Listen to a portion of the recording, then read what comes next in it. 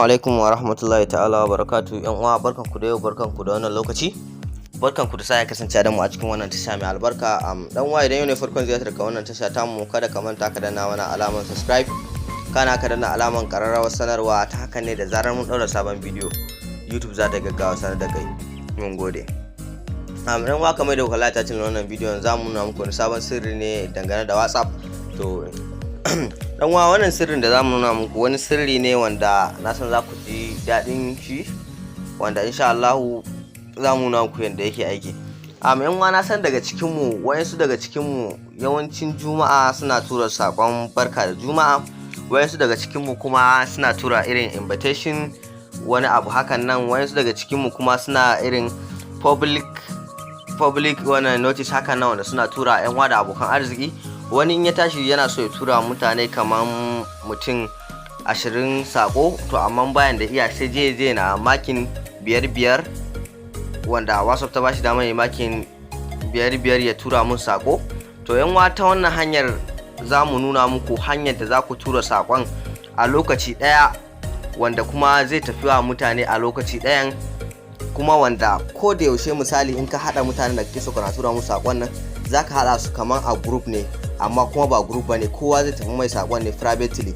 Zaka hada sakon a guri daya, wanda idan ka je ka tura musu kowa zai tafi mai privately. Bayan nan kuma idan kana so kullun wannan ka hada shi kaman a matsayin group ne, wanda zamu nuna muku yanzu haka insha Allah. Bayan ka tura musu wannan sakon da ka so ka tura musu na farko, to idan kana so kowane lokaci idan ka taso zaka iya zuwa ka ƙara tura musu sakon kuma zai tafi privately. In wa ba tare da mun cika ku da dogon surutu ba, mu je zuwa cikin bidiyon kai tsaye. In wa kamar yadda kuke kallo, muna da WhatsApp kala a gurin nan, wanda ga nan ɗaya daga cikin muna da WhatsApp business, muna da normal WhatsApp, muna da wato ainihin GB WhatsApp. To yanzu za mu ba ku misali ne a cikin wannan normal WhatsApp din nan kamar yadda kuke kallo, kuma kowanne WhatsApp da kuke kallo a cikin nan yana da wannan feature nan. To in wa kamar yadda kuke kallo a nan gurin, zaka shigo zuwa cikin WhatsApp naka direct. Bayan ka shigo zuwa cikin WhatsApp naka direct, abinda zaka yi a nan gurin shine misali ga nan nambobin ka zaka kalla a nan gurin. To abinda zaka yi a nan, misali ina so in tura mutane kaman 20 ko 30 ko 50 ko ma 100 zuwa 200, in ina so in tura musu sako, kuma wannan selecting na mutane 5 nan da WhatsApp za su ba ni daman yi zai bata mun lokaci. To hanya mafi sauki abin da zaka amfani da ta a nan gurin shine, misali yanzu zan tura mutane 20 sako. To yanzu abin da za a yi a nan gurin shine, zan zo in danne kan number wanda nake so daga na farko kenan, zan danna kan number sa. Bayan na danna kan number sa, sai in zo in ci gaba da selecting. To idan na hada mutanen da nake so na tura wannan sako gabaki daya, to abin da zan yi a nan gurin shine, daga sama nan idan kun kula ga nan wani guri da aka sa 8, ga wani guri da aka sa wato ainihin ga guri da aka sa wato ainihin new broadcast, ga guri kuma da aka sa new group. Gashi nan inda aka sa new group kamar yadda kuke kallo. To abin da zaka yi a nan gurin shine dan uwa, wannan abin da zaka yi a nan gurin shine, wannan wanda kuke kallo 8 din nan, iya mutanen da na zaba ne kenan, shine wannan 8 din take nufi. Wannan kuma new broadcast din shine wanda zamu yi magana akan shi. Wannan kuma new group, idan kana so ka bude group ne kenan. To mu ga akan wanda zamu yi magana nan, akan wannan zamu yi magana, wannan new broadcast din nan wanda kuke kallo, wannan new broadcast din shi zamu yi magana akan shi. To in wa kamar da kuke kallo a nan gurin, zaka zo ka danna wannan new broadcast din nan kamar da kuke kallo, bayan ka danna shi kamar da kuke kallo, ga iya mutanen da suke nan wanda ka zaba gabaki daya. To abin da zaka yi a nan gurin shine, ga nan wani guri da aka sa alama nan ta bari an dan ja wannan, ga gurin da aka sa, ga gurin da aka yi wani alama nan ta makin kamar da kuke kallo a daga kasan nan, ga nan wani guri da aka yi alama ta makin. To bayan ka zo nan gurin zaka danna wani alama ta makin din kamar da kuke kallo.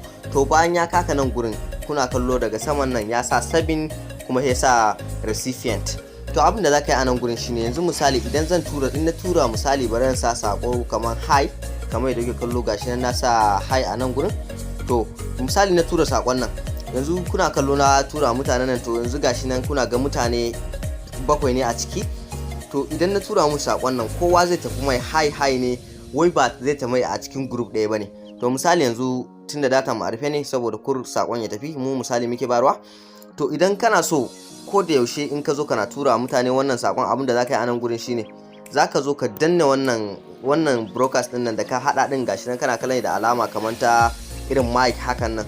To abin da aka nan gurin shine ga nan wani zaka danna saman wannan abin kafin yayi kasa, ga guri nan da aka sa alama nan ta achieve, za ka kalli arrow yayi kasa, to sai ka danna wannan alama ta achieve din nan kamar da yake kallo.